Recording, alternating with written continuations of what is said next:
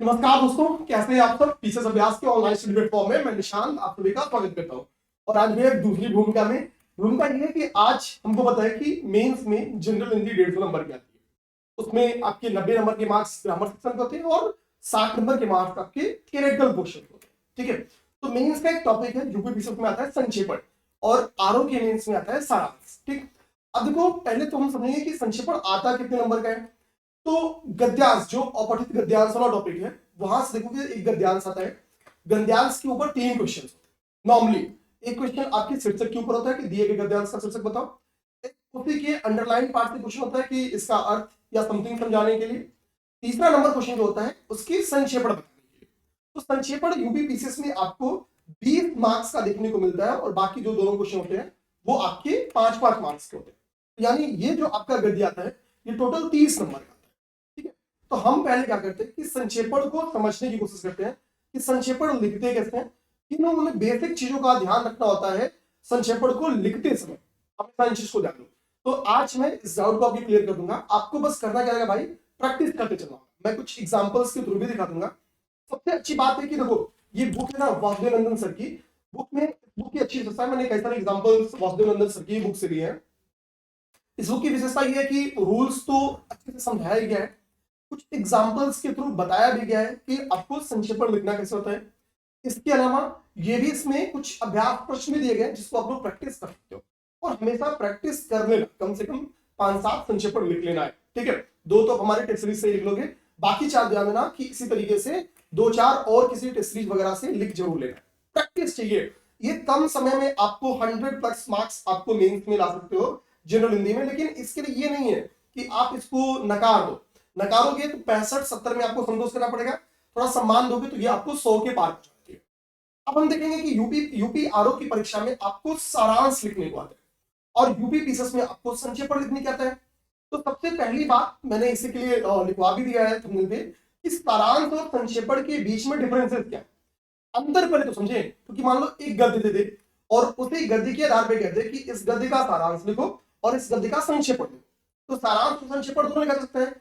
Means कुछ मूलभूत अंतर व्याप्त हैं जिसके आधार पर हम कह सकते हैं कि ये चीज सारांश की गई है और यहाँ पे संक्षेपण लिखा गया। संक्षेपण ऐसा लिखिए कि पढ़ते ही समझ में आए कि आपने इसका गद्य क्या होगा। आपका सारांश पढ़ के किसी को आपका गद्य ना पढ़ना पड़े, आपका संक्षेपण पढ़ के किसी को गद्य ना पढ़ना पड़े। जो टीचर है उसको समझ में आए कि हाँ भाई चीजें बढ़िया लिखी गई है। अब एक चीज समझो, सारांश हो या संक्षेपण, दोनों में हम गद्य का संक्षिप्त रूप लिखते हैं, संक्षिप्त बातें को बताते हैं। लेकिन लिखने की शैली में अंतर, जैसे अगर हम लोग दोनों के बीच में डिफरेंस को देखें तो इन दोनों के बीच में आपको प्रकृतिगत अंतर देखने को मिलते हैं। याद ना, इन दोनों के बीच में आपको प्रकृतिगत अंतर देखने को मिलेंगे। इन दोनों के बीच में डिफरेंसेस विद्यमान है। जैसे अब लोग इस चीज को समझें तो एक तो आपको देखने को क्या मिलेगा डिफरेंस, लेखन शैली के आधार पर इसमें डिफरेंस है। दोनों के लिखने के तरीके ही अलग है, जिससे पता चलता है कि इस लेखन के आधार पर क्या लेंगे ये सारांश है, और इस लेखन के आधार पर लेंगे ये संक्षेपण है। तो लिखने के अंतर के आधार पर कैसे बताएंगे, इस चीज को समझ लेंगे। दूसरा सब सीमा, सारांश की सब सीमा देना थोड़ा फ्लैक्चुएट करती है। आप 1/3 से लेके 1/4 वर्ड का यूज कर सकते हो।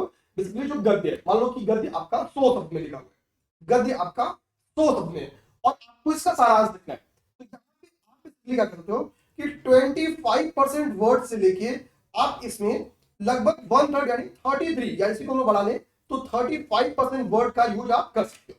तो 25 से 35% के करीब में आप सब सीमा इस पे खर्च कर सकते हो।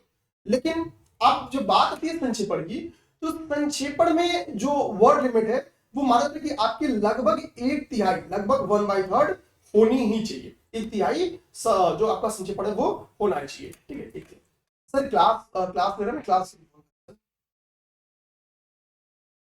अब ध्यान रखना। ठीक है, लगभग 1/3 मान जाती है। तो शब्द सीमा के आधार पर भी दोनों में डिफरेंसेस विद्यमान है। अच्छा, भाव विचार का जो प्रस्तुतिकरण है उस प्रस्तुतिकरण के आधार पर भी सर क्लास में ना मैं क्लास मत बोल करें और कह रहा सर क्लास में क्लास की बात बोल करें। ठीक है, तो भाव विचार की प्रस्तुतिकरण के आधार पर भी बेसिकली सारांश और संक्षेपण के बीच में डिफरेंस है। अब देखो जब हम सारांश लिखते हैं तो सारांश की पहले मीनिंग नहीं समझ, एग्जांपल से भी आपको सुना देंगे। तो एक सारांश हम लोग नॉर्मली अगर हम लोग डिवाइड करें तो दो पार्ट में डिवाइड होगा, सार और अंश, ये दो वर्ड से मिलकर बना है। हम नॉर्मली कहते हैं भाई कि सार रूप में किसी बात को सार रूप में संक्षिप्त फॉर्म में जो उसका हो वो बताता हूं। तो सारांश का या फिर सार आपसे नहीं पूछ रहा है, वो कह रहा है फिर इस सार का भी जो अंश हो, जो मूल हिस्सा हो, वो बताना है। गद्य का सार और फिर उस सार का भी अंश, ठीक है। तो ये बेसिकली हो गया आपका सारांश। इसको अगर एक एग्जांपल समझे, इसमें एक एग्जांपल क्या, मैं आपको दो एग्जांपल देता हूं। एग्जांपल नंबर 1, ठीक है, आप समझना बात सारांश, ठीक है। इस चीज को पहले एक बार समझने के लिए हम सबको पता है कि सरसों की, मान लीजिए फॉर एग्जांपल हम लोग खेती करते हैं, तो सरसों जब खेत से काट के लाता है तो होता क्या कि उसकी पिटाई की जाती है। पिटाई करके सरसों के दाने क्या जाते हैं, अलग कर ले जाते हैं। तो सरसों के दाने जब हम इनिशियली पिटाई करके अलग करते हैं सरसों के पेड़ से, ठीक है, डंठल से उसके, तो डंठल अलग कर दिए। लेकिन पिटाई करते समय जब हमको बीज प्राप्त होता है तो उसके साथ कई सारे अपशिष्ट भी प्राप्त हो जाते हैं। यानी अपशिष्ट युक्त हमको क्या होते हैं कि सरसों के दाने प्राप्त हो जाते हैं। तो ये क्या, तो जो अभी हम फसल काट के लाए और उसको एक प्रक्रिया के तहत अलग किए और अलग करके हम क्या पाए भाई, एक संक्षिप्त रूप पाए, सरसों का दाना थोड़ा अपशिष्ट उसमें मान लेते हैं। ये क्या हो गया, ये उस पूरी का सार हो गया, मतलब उस पूरी प्रक्रिया का। तो हम देख रहे हैं सरसों की अब इतनी डंठल लेके आओगे तो सरसों के दाने कितने निकलेंगे, इतने निकलेंगे। तो सार हमेशा क्या होगा कि मूल से छोटा, इसी तरह गद्य क्या होगा, हमेशा संक्षिप्त होगा। गद्य का सार क्या होगा, गद्य से संक्षिप्त रूप होगा। लेकिन सार का आप अंश निकालोगे, जैसे अब सरसों के तेल, सरसों का क्या काम है, तो भाई सरसों का काम है उसको तेल के रूप में कन्वर्ट होना है। तो हमको पता जो गांव में होता है कि सरसों 1/3 तेल आपको प्राप्त होती है। अगर अच्छी क्वालिटी का सरसों है तो 1/3 25% से लेके आपको लगभग 33%, जितना सारा इसका वर्ल्ड लिमिट है उतना ही आपको तेल भी प्राप्त होता है। तो सीधी सी बात है। तो अब क्या है कि फिर हम एक प्रक्रिया अपनाएंगे, उसको क्या करेंगे भाई, अपशिष्ट अलग करेंगे, ठीक है, उसको धोएंगे, सुखाएंगे, फिर उसके बाद क्या होगा, हम उसको पेरने के लिए कोल्हू के पास ले जाएंगे। फिर हमको फाइनली जो उसका अंत है, जो सबसे मूल रूप है, यानी तेल, सरसों का तेल, वो उस प्रक्रिया के तहत मिलता है। ये फॉर्म क्या हो गया, ये फॉर्म हो गया आपका सार का भी ये अंश हो गया, ये सारांश का वो मूल निचोड़ हो गया।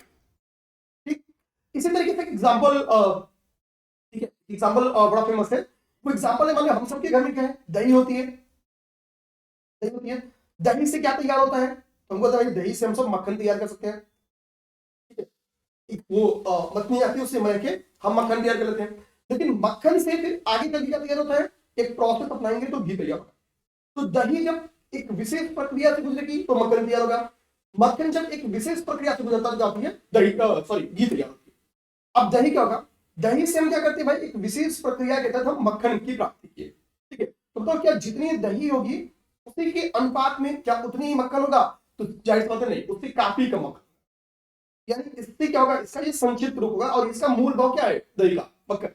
लेकिन मक्खन का मूल भाव क्या है, मक्खन का मूल भाव है घी, ठीक है। तो इसका सारांश क्या हो गया, बेसिकली घी हो गया, ठीक। तो हमको भी क्या करना है, इसी तरीके से सारांश में जो चीजें हम लोग लिखते हैं वो उस पूरे गद्य का मूल भाव होता है, उस पूरे गद्य का क्या होता है, मूल भाव होता है। तो संक्षिप्तीकरण तो आपको संक्षेपण और सारांश इन दोनों में दिखाई पड़ता है। लेकिन मूल अंतर क्या है, मूल अंतर क्या होता है कि जिस लेखक के द्वारा वो गद्य लिखा गया तो उस लेखक का कुछ मंतव्य है, कुछ भाव है, उस पहले की कुछ प्रकृति है। तो सारांश लिखते समय लेखक के मंतव्य को हम लिखते हैं, हम लिखते हैं कि भाई क्या क्या इसमें बातें हैं, पॉजिटिव चीजें, ठीक है, और या जो भी चीजें लेखक का जो भी मंतव्य है, तो हम सारांश में उस मंतव्य को प्रकट करते हैं। लेकिन संक्षेपण में लेखक के मंतव्य को प्रकट नहीं करते। तो मैंने यहाँ क्या लिखा है कि सारांश निष्कर्ष रूप में होते हैं, निष्कर्ष रूप में होते हैं, इसका मतलब है कि सारांश में लेखक के मंतव्य को प्रकट किया जाता है, लेखक के मंतव्य को प्रकट किया जाता है,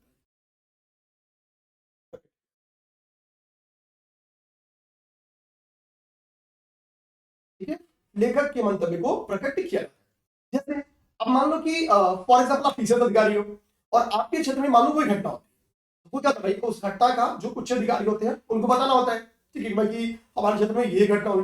तो फॉर एग्जाम्पल आपके अधिकारी ने भाई पूछा कि भाई बताओ शॉर्टकट फॉर्म में बताओ कि पूरा मामला है, वो मामला क्या है। तो आपने तो उस पूरे मामले का आप सारांश समझाते, अब बताते हो कि ये यहां से हुआ, इसमें ये गलती हो गई, फला की गलती है, वो एक सारांश फॉर्म में करते हैं, हम उस पूरी घटना को समझाते हैं। तो सारांश का डिस्प्ले प्रशासन में बहुत तगड़ा यूज है, तो वो पूरा मूल भाव होता है उस पूरे घटनाक्रम का। लेकिन अगर आप अपने अधिकारी को क्रमबद्धता के फॉर्म में बताते हो, आपका अधिकारी पूछे क्रमबद्ध रूप से बताओ भाई कि घटनाक्रम कैसा था, तो आप बताते हो कि पहले ये घटना हुई, फिर ये हुआ, फिर ये हुआ, और फाइनली अभी ऐसे से हुआ। तो आप डेवलपमेंट बताते हो क्रमबद्ध तरीके से, ठीक है। तो जो क्रमबद्धता का भाव आ जाए तो हम समझेंगे कि बेसिकली संक्षेपण की बात हो रही है। अब इसको थोड़ा सा एग्जांपल्स के माध्यम से समझते हैं, ठीक है। तो देखो, मैंने निष्कर्ष के रूप में बताया कि गद्य के विचार भाव तथ्य से संबंधित ये क्या है, संक्षिप्त रूप होता है, और इसमें निष्कर्ष निहित होता है, सीधी सी बात। और आपको यही निष्कर्ष फॉर्म क्या होता है, निष्कर्ष रूप में नहीं होता है, आपका ये दिमाग रखना, कौन, संक्षेपण, यानी इसमें लेखक के मंतव्य को कभी नहीं लिखा जाता है। संक्षेपण में ध्यान देना, लेखक के मंतव्य पर चर्चा नहीं करती, मंतव्य पर चर्चा।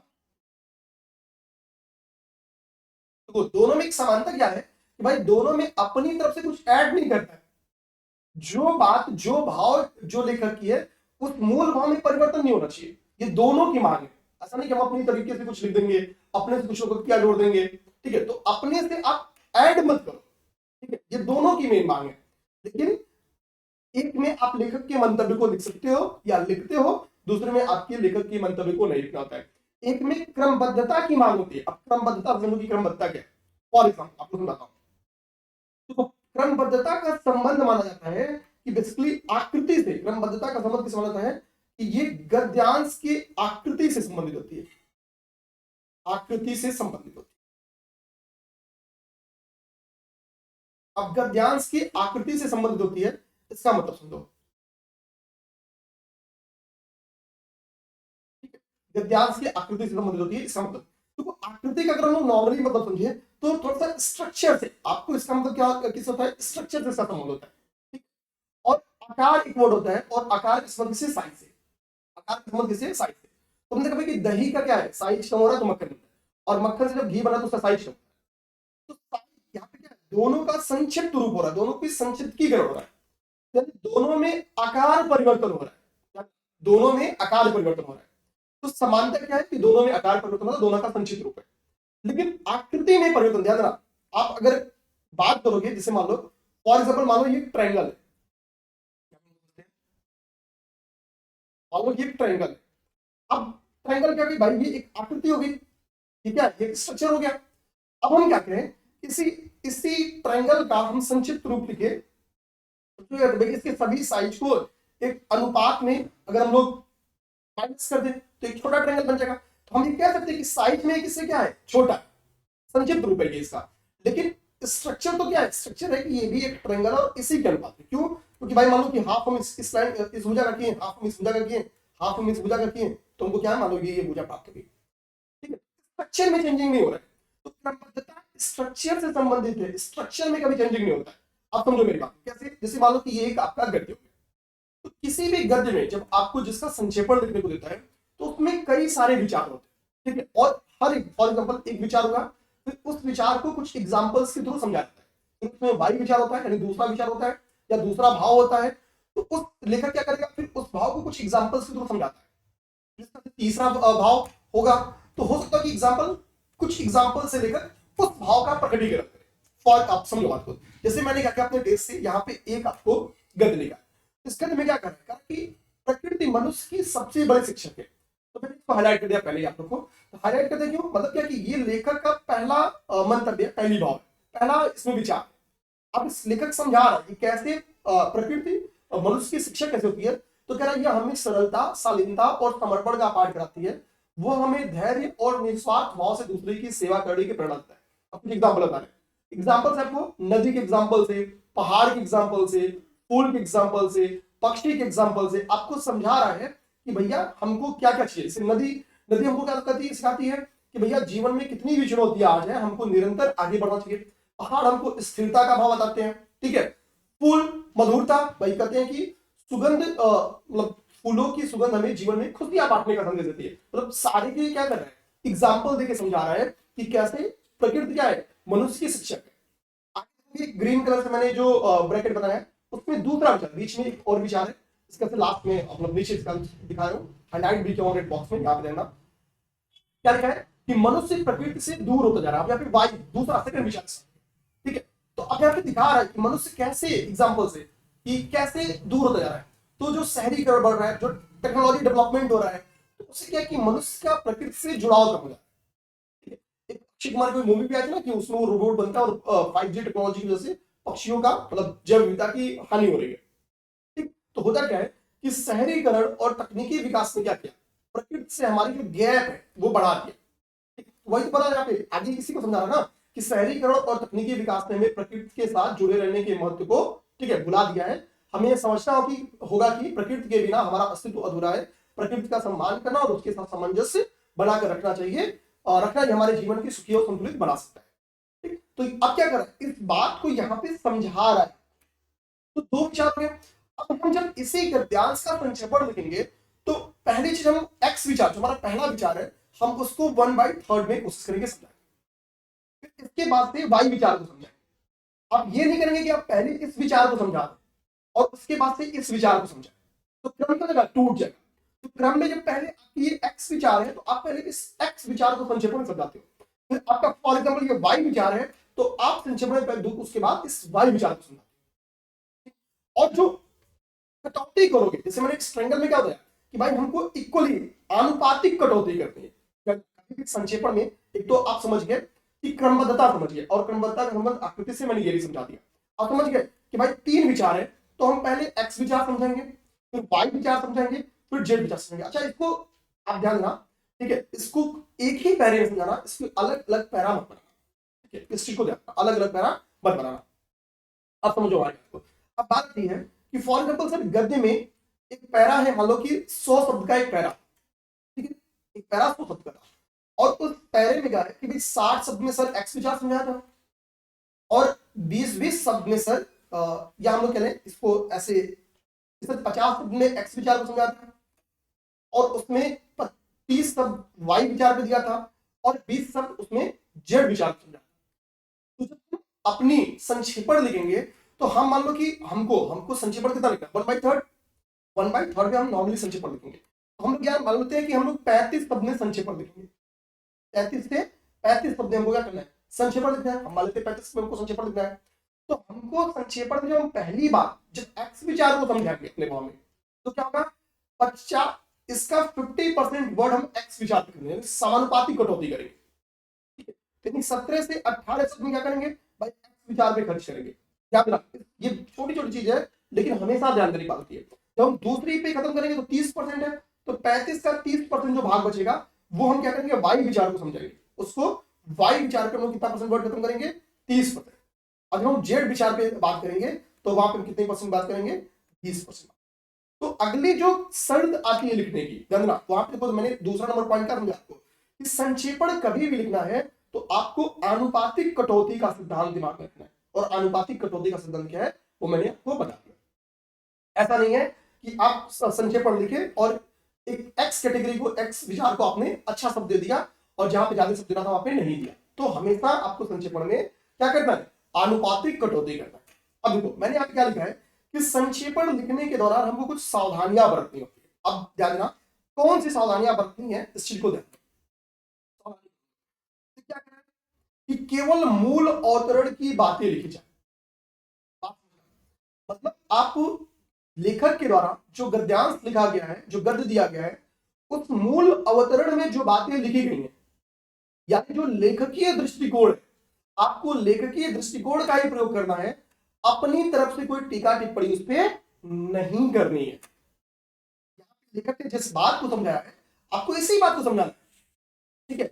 हाँ, ये अलग की बात है कि गद्य में जिन बातों को लिखा जाता है टू द पॉइंट उसी को अदा नहीं करना होता है। मतलब ऐसा नहीं कि हम वही वर्ड ही कॉपी कर रहे हैं। अभी सब चीज समझा रहे हैं आगे, ठीक है, जाना। लेकिन पहली शर्त क्या है, लेखकीय दृष्टिकोण का ही प्रयोग करना है। आपका पर्सनल क्या विचार है आपके संक्षेपण में नहीं आना चाहिए।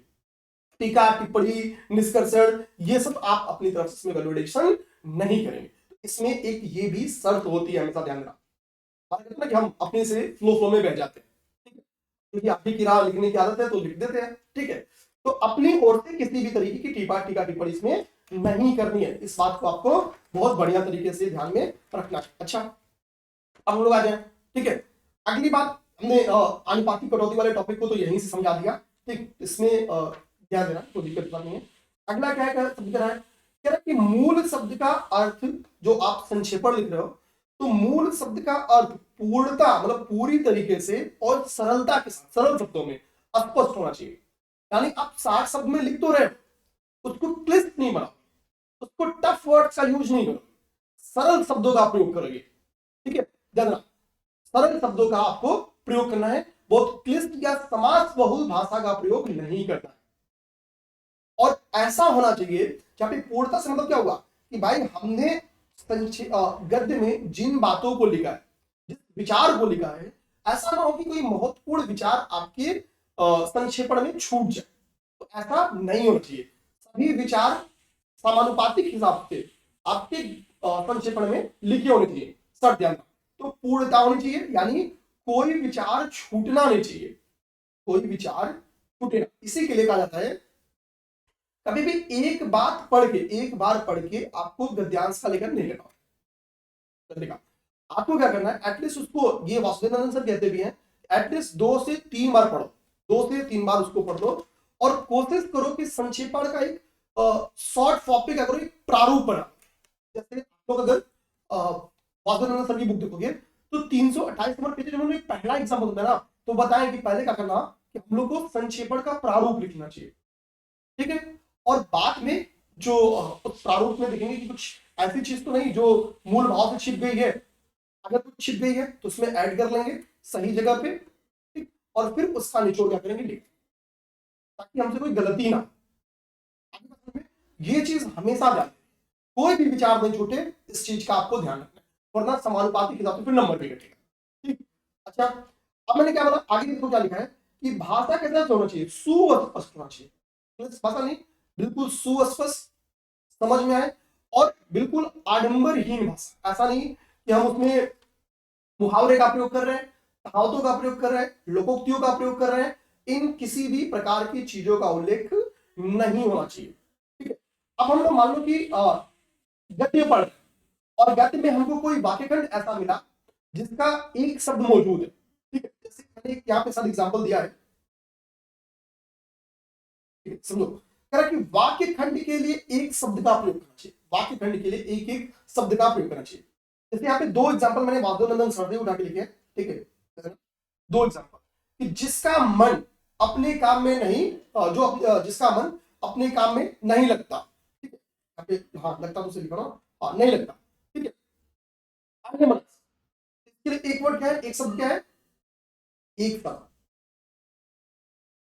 ठीक है। तो अन्य मन किसी अन्य काम में मन लगता है, जहां नदियों का मेल हो, संगम कहते हैं। इसी तरीके से कई सारे एग्जाम्पल उन्होंने दिया है, जैसे कष्ट से होने वाला काम तो कष्ट साध्य होता है। तो उन्होंने मतलब बेसिकली जानना है कि गद्यांश में अगर कोई वाक्य खंड लिखा है जिसका एक शब्द है, तो आपको जब उसका संक्षेपण लिखो तो आपको उस एक शब्द का प्रयोग करना चाहिए, उसके एक शब्द का प्रयोग करना चाहिए, ठीक है, ठीक है। और कभी भी संक्षेपण लिखते समय जो मूल गद्य है उसके उन्हीं शब्दों को रखना चाहिए संक्षेपण में जिसका रखना आवश्यक हो, वरना उसकी जगह अन्य शब्दों का प्रयोग करना होगा। हालांकि ध्यान देते हुए ऐसे किसी अन्य शब्द का प्रयोग नहीं करना है जो जो प्रासंगिक महत्व ना रखते हो, ठीक है, जो क्या है, जिनका कोई प्रासंगिक महत्व ना हो। देखो 5वां नंबर पॉइंट मैंने यही समझा है, जहां तक संभव हो मूल शब्दों को बदल दे लिखते समय। ऐसा नहीं कि हम हाई स्कूल वाला लिखेंगे भाई वही चीज कॉपी पेस्ट कर दिए, तो मूल शब्दों को पहला ट्राई क्या चाहिए, मूल शब्दों को बदले। इसको क्या है, अभी मैंने यहाँ पे एक एग्जांपल उठाया है, ठीक है, ये एग्जांपल मैंने उठाया है, आपका एग्जांपल नंबर मैं बता देता हूँ 2 है, तो लगता है कि बुक से आप देखोगे, ठीक है, हाँ एग्जांपल नंबर 2 है। अगर आप वासुदेवानंद सर की बुक देखोगे उसमें एग्जांपल नंबर 2 यही है। तो मैंने एग्जांपल नंबर 2 से शुरू की कुछ लाइन का एग्जांपल दिया है, यहां से हम लोग बहुत सारी चीजों को समझ पाएंगे, ठीक है, बहुत सारी चीजों को समझ पाएंगे इसके संक्षेपण से। बस शुरू का मैंने 2-3 लाइन किया, ज्यादा नहीं। इसमें क्या, तो वाक्य खंड वाला प्रयोग हमने समझ लिया। दूसरा क्या हम जानेंगे कि जहां तक संभव हो मूल शब्दों के बदले दूसरे शब्दों का प्रयोग करें। ठीक है, हाँ, दूसरे शब्दों का प्रयोग करते समय बस ध्यान देना है कि कोई अप्रासंगिक शब्द नहीं लिखेंगे, उन शब्दों को लिखेंगे जिनका प्रासंगिक महत्व हो, बेकार और बेजान शब्दों का प्रयोग नहीं लिखना है। ये चीज हम लोग जानेंगे, बेकार एवं बेजान शब्दों का प्रयोग नहीं लिखना है। ठीक है, ध्यान रखना। ओके, ये चीज हो गई। अब हम लोग क्या करते हैं, ठीक है, इसमें अब हम लोग क्या कहते हैं, पहले ना ये जो एक चीज है इसको समझते हैं, क्योंकि जब ये गलती समझेंगे हम लोग तो इससे बहुत सारी चीज हमको समझ लेंगे। पॉइंट नंबर 3 स्पष्ट हो जाएगा, पॉइंट नंबर हमको लगता है कि 4, ठीक है, बस काफी चीजें इससे स्पष्ट हो जाएंगी। ठीक है, अब देखो पहले हम लोग पढ़ेंगे कि इसमें क्या है, क्या है जो इसमें कह रहा है उस चीज को देखेंगे। पहले हमने क्या किया है कि बस शुरू के 3-4 लाइन एग्जाम्पल में लिखा है। तो इसमें जो गद्य वो है कि ऋतुराज वसंत के आगमन से ही, ठीक है, शीत का भयंकर प्रकोप भाग गया। पतझड़ में पश्चिम पवन ने जीर्ण शीर्ण पत्तों को गिराकर लता कुंजों पेड़ पौधों को स्वच्छ एवं निर्मल बना दिया। वृक्षों और लताओं के अंग में नूतन पत्तियों के प्रस्फुटन से यौवन की मादकता छा गई। कनेर, करवीर, मदार, पाटल इत्यादि पुष्पों की सुगंधी, ठीक है, दिगंत में अपनी मादकता का संचार करने लगी। ये हमने क्या किया है कि 4-5 लाइनें उस रूप से, 4 लाइनें 3 लाइनें मैंने यहां पे लिख दिया। ठीक है, अब हमको क्या करना है, हमको इसका संक्षेपण करना है। तो पहली शर्त क्या है, 1/3। हमने क्या होता है कि प्रयास करना है कि यहाँ पे क्या लिखा है कि जहां तक संभव हो मूल शब्दों के बदले दूसरे शब्द का ही प्रयोग करें। जहां तक संभव हो मूल शब्द के बदले क्या करना है, दूसरे शब्द का प्रयोग करना है। अब ध्यान दो, तो क्या करें कि एक तो हमको इसका 1/3 लिखना है। मान लो कि हम लोग 1 2 3 4 5 6 7 7 से 8 शब्द एक लाइन में, 1 2 3 4 5 6 7। अच्छा, कभी भी हम लोग अगर इसका फॉर एग्जाम्पल हमने ये संक्षेपण लिखा तो हमको यहां पे बताना है कि कितने शब्द में लिखा। ये हमेशा ध्यान रखना सब लोग, यहां पे हमको बताना होता है कि कितने शब्द ने लिखा। जैसे मान लो आपने 70 शब्द लिखा तो आपको यहाँ पे 70 शब्द देना है। देखो कुछ एग्जामिनेशन में क्या होता है कि गद्य कितने शब्द का है लिखा रहता है, तो वहां पे क्लियर है 1/3 हमको लिखना है लगभग। लेकिन अगर नहीं है तो आप बस थोड़ा सा समय लगेगा, अंदाजा लगेगा, एक पहली लाइन गिन लो, उसी के अकॉर्डिंग बाकी लाइनों में गुणा कर लो कि भाई कितने शब्द का आपका गद्य है। तो हमको अंदाजा मिल जाता है कि कुल कितने शब्द में हमको उसका संक्षेपण लिखना है। तो वहां पे आपको यहाँ पे लिखना पड़ेगा, हमने 65 शब्द में ये संक्षेपण। ओके, 65 शब्द में ये संक्षेपण। तो आप अगर 65 शब्द में आप सारे रूल्स को फॉलो करते हुए लिख रहे हैं तो मार्क्स भी मिलेंगे अच्छे खासे। ठीक है, ध्यान। तो अब देखो जैसे इसमें क्या है कि ऋतुराज वसंत के आगमन से ही शीत का भयंकर प्रकोप समाप्त हो गया। पहले इसमें क्लिप्स वर्ड हमने क्या करा कि क्लिप्स वर्ड तो पहले यूज नहीं किया। इसमें जो अनर्गल, क्लिप्स, मुहावरे टाइप के वर्ड्स हैं उनको हटा दो। भाई यहाँ पे देखो क्या लिख रहा है, यौवन की मादकता। तो क्लियर बना रहा है कि आपके आंसर में ये इतने क्लिप्स वर्ड नहीं रहने चाहिए। ठीक है, दिग्दिगंत, इन सब की जगह पे कुछ सिनोनिम्स, कुछ अच्छे वर्ड्स जिनका प्रासंगिक महत्व है, उन वर्ड्स को यहाँ पे आपको क्या करना होगा, चयन करना होगा। तो इन चीजों को हटा और टू द पॉइंट लाइन में कोशिश करो कि भाई वही वर्ड्स का यूज ना हो। ठीक है, जैसे मैं अगर बुक से बताऊं तो अब इतने एरिया का जो बुक में वासुदेव सर ने जो इसका संक्षेपण किया, तो उन्होंने लिखा है कि वसंत ऋतु के आते ही शीत की कठोरता जाती रही। ठीक है, यहाँ पे क्या लिखा है कि शीत का भयंकर प्रकोप लिखा है ना, तो इन्होंने इसलिए लिखा शीत की कठोरता वर्ड का प्रयोग किया है। शीत की कठोरता जाती रही। ठीक है, अच्छा, पतझड़ में पश्चिम पवन ने जीर्ण शीर्ण पत्तों को गिराकर लता कुंजों पेड़ पौधों को स्वच्छ एवं निर्मल बना दिया। ठीक है, तो अब देखो आगे जो इसका संक्षेपण लिखते हैं वासुदेव सर, वो लिखे हैं कि जीर्ण शीर्ण पत्ते गिर गए हमेशा। तो कितना सिंपल, एक लाइन में लिखा कि जीर्ण शीर्ण पत्ते गिर गए। हमेशा संक्षेपण लिखते समय ध्यान देना है कि बहुत लंबी लाइन नहीं बनानी। एक शब्द आप दिमाग रखो कि शायद यहाँ पे लिखे, यहाँ पे हो भी, देखो यहाँ पे क्या लिखा है, लंबे लंबे वाक्यों का प्रयोग नहीं होना चाहिए। ठीक है, छोटे छोटे वाक्यों में समझाना है, क्योंकि जैसे आप लंबे वाक्य बनाओगे वो क्लिप्त बनते चले जाएंगे। तो हमको क्योंकि सरल शब्दों का प्रयोग करना है, सुस्पष्ट हो, तो इसका एक तरीका है कि लंबे लंबे वाक्य। तो क्या है कि जीर्ण शीर्ण पत्ते, जब वसंत आया तो क्या हुआ, तो जो जीर्ण शीर्ण पत्ते हैं भाई वो गिर गए, और उसके बाद से क्या होगा, वृक्षों और लताओं के नए पत्ते और रंग बिरंगे फूल निकल आए कि उनकी सुगंध। यहाँ पे क्या लिखा है, आप देखना वो कितना क्लिष्ट लिखा था, कनेर, करवीर, मदार, पाटल जो पुष्प हैं, इन पुष्पों की सुगंध दिग्दिगंत में अपनी मादकता का संचार करती है। आपको कितना टफ वर्ड था। मादकता इसलिए होता है कि इसकी सुगंध, ठीक है, क्या था कि सुगंध का संचार होता, मतलब फैलना था, ठीक है। तो कितना क्लिष्ट वर्ड था, यानी जो इनकी सुगंध, जो पुष्पों की सुगंध थी वो सभी दिशाओं में फैल उठी थी। अब समझो, तो आगे वो लिखते हैं कि वृक्षों और लताओं के नए पत्ते और रंग बिरंगे फूल निकल आए, उनकी सुगंध से दिशाएं चमक उठी। वो इसका जो संक्षिप्त रूप है, अब इसका 1/3 ही है, आप एक बार बुक ओपन करके देखना। तो पहली शर्त जैसे हमने देखा क्या कि भाई हमको क्या करना है, जहां तक ध्यान देना है कि लंबे लंबे वाक्यों का प्रयोग ना हो, तो क्लिष्ट नहीं बनेंगे। वाक्य करके और वाक्य खंडों का व्यवहार होना चाहिए, मतलब बड़े बड़े वाक्य खंडों का प्रयोग नहीं करना चाहिए। एक यहाँ पे जो दोष छूट रहा है जिसको हमको ध्यान देना चाहिए वो है पुनरुक्ति दोष, ठीक है। होता क्या, ठीक है,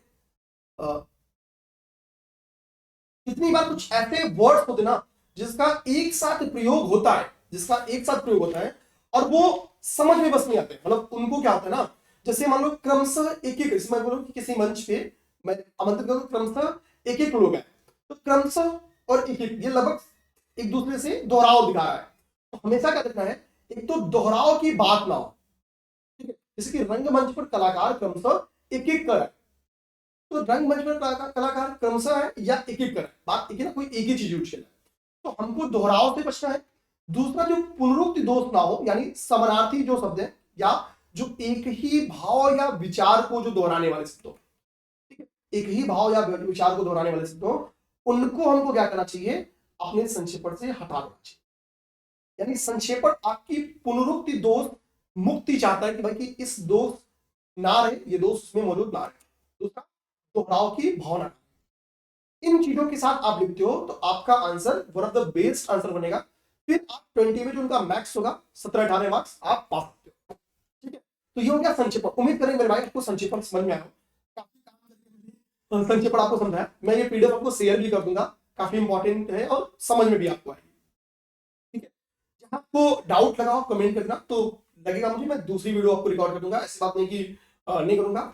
नेक्स्ट हम क्या करेंगे ना, वीकेंड में जो जनरल हिंदी है उसकी एक एक टॉपिक पे काम करने चलेंगे, एक एक टॉपिक हर संडे पे देखेंगे ना, तो इजिली आपके पेपर आ जाते हैं, सारा जनरल हिंदी का बेस खत्म हो जाए, ठीक है। एक बार कमेंट करके जरूर बताना कि आपको संक्षेपण समझ में आया या नहीं।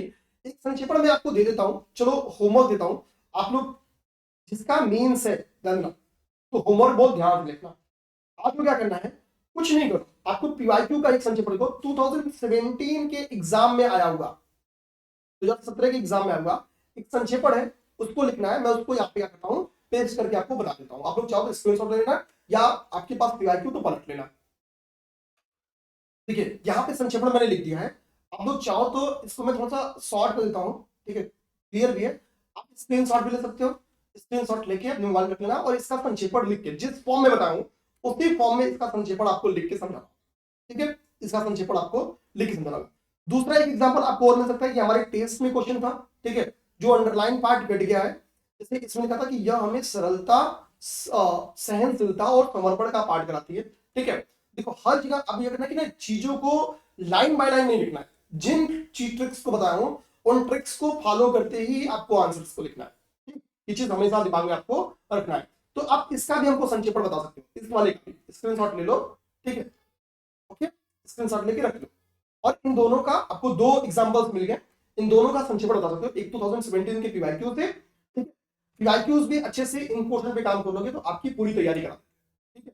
कमेंट बॉक्स में जरूर बताना वीडियो कैसी लगी, अच्छी लगी तो प्लीज चैनल को सब्सक्राइब कर लेना और कमेंट करके मतलब ये तो बताना भाई, ठीक है, कमेंट करके जरूर बताना। और नेक्स्ट आप बता सकते हो कि किस टॉपिक पे काम करा दे। हालांकि मैं हर संडे एक एक मेंस के टॉपिक पे काम करता हूं। आप बोलोगे सर सारांश वाला तो नहीं समझाए, तो सारांश आलू में आएगा, तो जब आलू की बारी आएगी तो समझा, ठीक है। जय हिंद, जय भारत।